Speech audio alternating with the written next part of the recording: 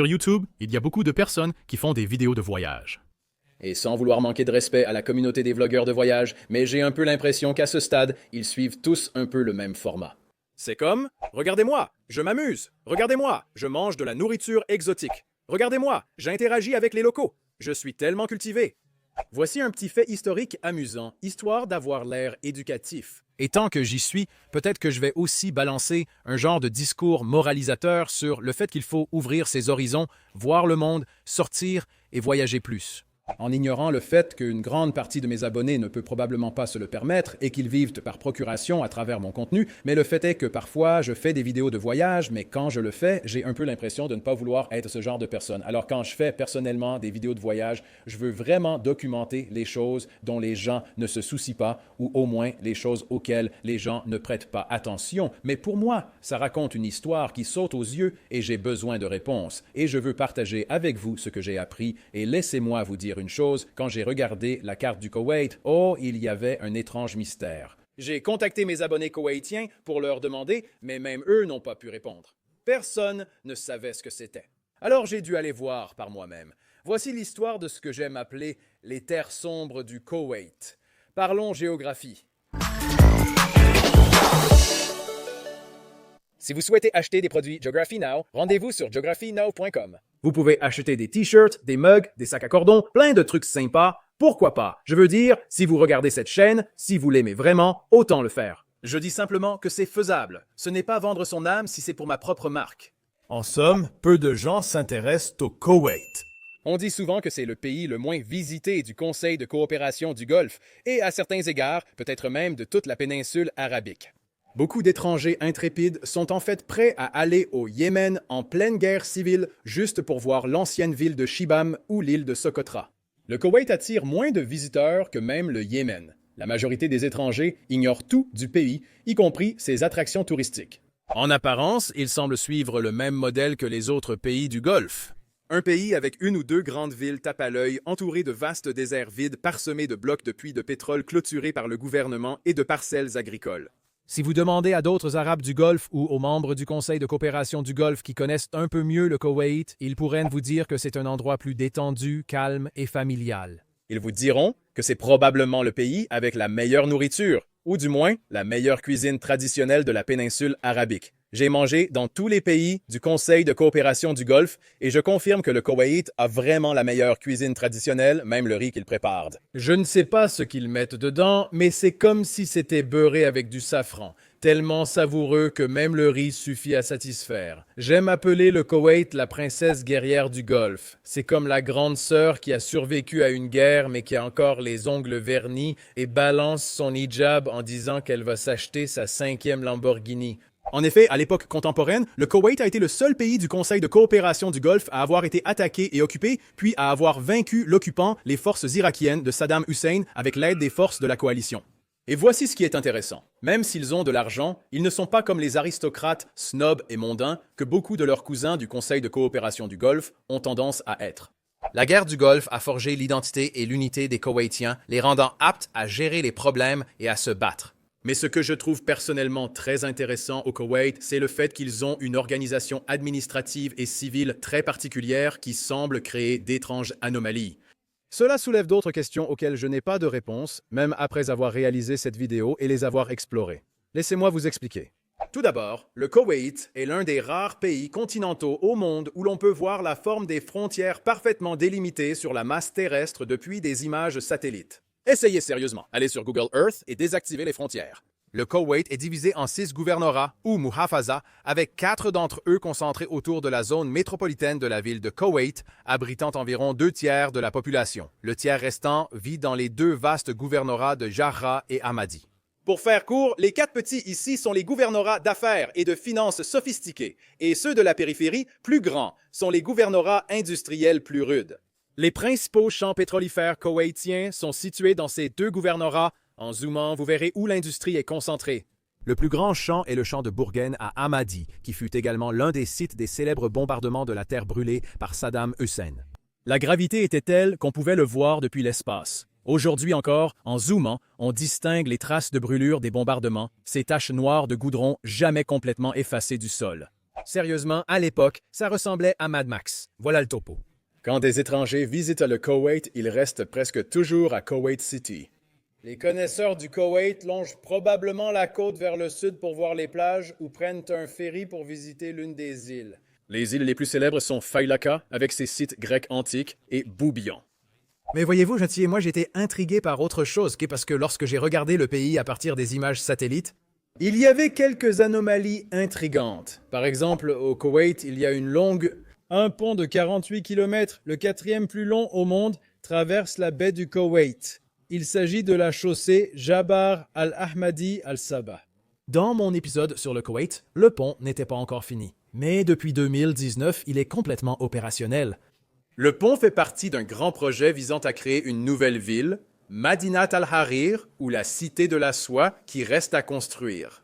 Mais voilà le hic. La route se termine simplement dans le sable, et c'est tout. De plus, en cliquant sur la carte, il semble qu'il n'y ait rien. Mais il y a un site sur lequel vous pouvez cliquer qui s'appelle Fiesta City et le camp de Mosin. J'étais curieux, qu'est-ce que c'était? Et en plus, quand vous allez dans le gouvernorat de Jarrah, ça paraît un peu étrange. La plupart du sable dans le pays est de cette teinte beige clair. Mais ces carrés, rectangles et polygones étranges semblent avoir une couleur plus foncée. Vous verrez ces parcelles de terrain non marquées qui ont une couleur plus foncée avec une mosquée juste en plein centre de chacune d'elles. En regardant de plus près, les parcelles du haut et du bas semblent avoir la même disposition que d'anciens champs pétrolifères désaffectés et laissés à l'abandon, comme en témoignent les trous circulaires et les chemins probablement utilisés pour les véhicules et les pipelines. Mais que sont ces deux parcelles foncées? Elles n'ont pas l'air d'avoir de champs pétrolifères ou de puits, juste quelques bâtiments. L'une d'elles est indiquée comme une station de radiodiffusion, mais c'est tout. Qu'est-ce que cela signifie? Pourquoi sont-elles plus foncées? Qu'est-ce qui les rend sombres? Je devais savoir. Je devais donc y aller en personne pour trouver mes réponses, ne pouvant rester inactif.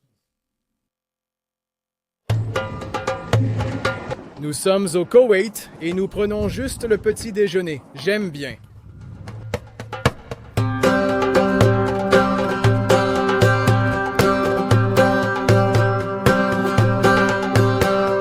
Oussama, la plupart des gens du Conseil de coopération du Golfe diraient-ils que le Koweït a parmi les meilleurs plats? Je suis d'accord. Parmi les meilleurs plats que tu puisses trouver dans le Conseil de coopération du Golfe. Donc, l'une des grandes choses dans la culture culinaire, c'est qu'on commande toujours en plus ou on prépare plus de nourriture. Et l'une des raisons pour lesquelles on fait ça, c'est que s'il nous reste des restes, les mosquées ont des frigos et on met toute la nourriture en trop dans le frigo de la mosquée. Et chaque fois qu'une personne dans le besoin passe, elle peut prendre la nourriture pour elle-même. Comme ça, rien n'est gaspillé. Donc, dans les années 1980, le cheikh Jawar Lamad a instauré une règle selon laquelle chaque sandwich falafel ne devait pas coûter plus de 100 riyals, ce qui équivaut à peu près à 30 centimes. Et la raison en est qu'il ne voulait pas que quelqu'un dans ce pays rentre chez lui le ventre vide. Personne dans les rues ne serait jamais affamé. Voici les tours du Koweït, le monument le plus emblématique du pays. Elles sont magnifiques. L'une est un château d'eau, l'autre une plateforme d'observation. C'est un vrai symbole du Koweït. Je suis ravi de les voir, mais ce n'est pas la raison de ma venue. Il y a un petit endroit méconnu que j'ai le plus envie de voir dans ce pays. Aujourd'hui, notre objectif est de traverser le pont Sheikh Jabbar Ahmed. Cela prendra environ 40 minutes et je tiens à voir l'autre côté de la baie. C'est important pour moi. Allons-y, Chey. Jabbar, dans 600 mètres, continue sur Sheikh Jabbar. Alameda Causeway, ne dépassez pas la vitesse à cause des caméras. Maintenant, vous pouvez traverser toute la baie du Koweït en environ 35 minutes sans dépasser la vitesse. Nous y sommes, c'est le pont Jabra. Il fait environ 48 km, il faut environ 40 minutes pour le traverser. Terminé en 2019 après 6 ans de travaux, c'est l'un des plus longs ponts maritimes du monde. Je dois le traverser pour voir quelque chose de l'autre côté. Voici l'autre côté du pont, nous sommes dans le désert. Oh, le sable a commencé, c'est la fin du projet. C'est la fin de la route et ensuite il faut faire demi-tour. Si tu regardes la carte, la route s'arrête simplement. C'est littéralement la fin du Jabbar. Et ensuite, tu dois faire demi-tour. Ça s'arrête juste ici. Cet endroit vide sur la carte semble être Soubia. Il n'y a pas beaucoup de monde là-bas. C'est essentiellement la zone où les Koweïtiens vont camper. Tu peux voir des tentes partout. Regarde ça, c'est comme un zoom dessus. On dirait un parc d'attractions. Il y a un énorme chameau gonflable. Je ne sais pas ce qu'ils font. Ils s'amusent, simplement. C'est l'endroit secret où les Koweïtiens vont pour se détendre. Loin de la ville de Soubia. Il était enfin temps de découvrir la plus grande curiosité. Nous voici sur une route secondaire du Koweït, depuis la route de Soulaybia, au cœur des terres sombres, au milieu de nulle part. Pourquoi ces zones, ces parcelles de terre de forme carrée géométrique au Koweït, sont-elles d'une couleur différente? Voilà à quoi ça ressemble sur le côté. C'est une zone clôturée. D'accord, tout est clôturé et oui, c'est la zone qui appartient au gouvernement, donc voici l'autre côté. Ce sont des arbustes, ce sont des plantes, c'est ce qu'il y a de l'autre côté. Donc, nous sommes ici sur le bord de la route, voilà ce que c'est. C'est un terrain d'arbustes. Ce sont des arbustes, des buissons, de la flore.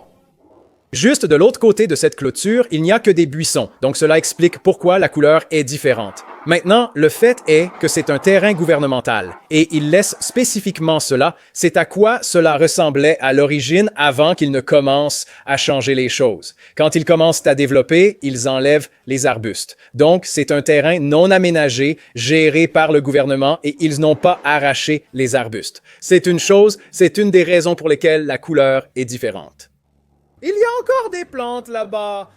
Ouais, donc apparemment, des gens vivent dans ces zones et ils font juste leur vie, hein? Ouais, c'est fou, voilà à quoi ça ressemble. Juste ces petites implantations en périphérie avec des gens et des chameaux. Hé, monsieur Chameau! Monsieur Chameau, que se passe-t-il ici? C'est fou! Tu regardes la carte, tu te demandes pourquoi c'est comme ça, et tu ne peux pas comprendre tant que tu n'y vas pas pour le voir par toi-même. C'est la raison. Donc, Voilà. Voilà votre réponse. Pour faire court, les terres sombres du Koweït ne sont qu'un tas de buissons et d'arbustes. mais alors, cela soulève aussi une question. Pourquoi les buissons et les arbustes sont-ils uniquement confinés dans ces zones carrées, clôturées? Genre, est-ce qu'ils ne veulent pas de buissons et d'arbustes dans d'autres parties du pays? Car sans clôture, elles se seraient probablement propagées ailleurs, n'est-ce pas? Et est-ce que ça veut aussi dire, est-ce que c'est à ça que ressemblait le Koweït à l'origine? Et est-ce que ce sont les terres d'origine qu'ils ont clôturées? Et si c'est le cas, est-ce que ça veut dire que les vastes zones de dunes de sable des gouvernorats de Jarrah et d'Abmadi, toutes ces dunes de sable ont été en quelque sorte créées artificiellement de cette façon? Parce qu'ils ont essayé de contenir tous les arbustes et buissons uniquement dans ces zones spécifiques et ils ne voulaient pas qu'ils s'étendent aux autres zones. Est-ce qu'il y a une raison à cela? C'est juste que ça me perturbe. Comme le gouvernement koweïtien, je suis curieux. Pourquoi aussi le gouvernement koweïtien?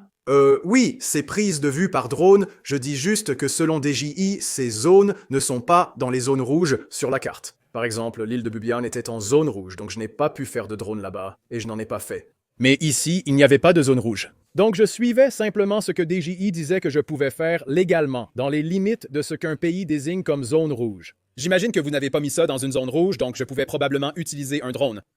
Si les drones ne sont pas autorisés là-bas, je ne sais pas quoi dire. Je suivais simplement les instructions de mon application de drone. Désolé. Désolé si j'ai enfreint vos règles. J'espère ne pas être interdit d'entrer définitivement. J'ai adoré visiter votre pays, tout comme ma mère. Oh mon Dieu. Je crois que maman y retournerait si possible. Maman, qu'as-tu dit? Que tu préfères le Koweït à Dubaï? Plus que Dubaï, oui, d'accord. Jusqu'à présent, ma mère est plus impressionnée par la ville de Koweït.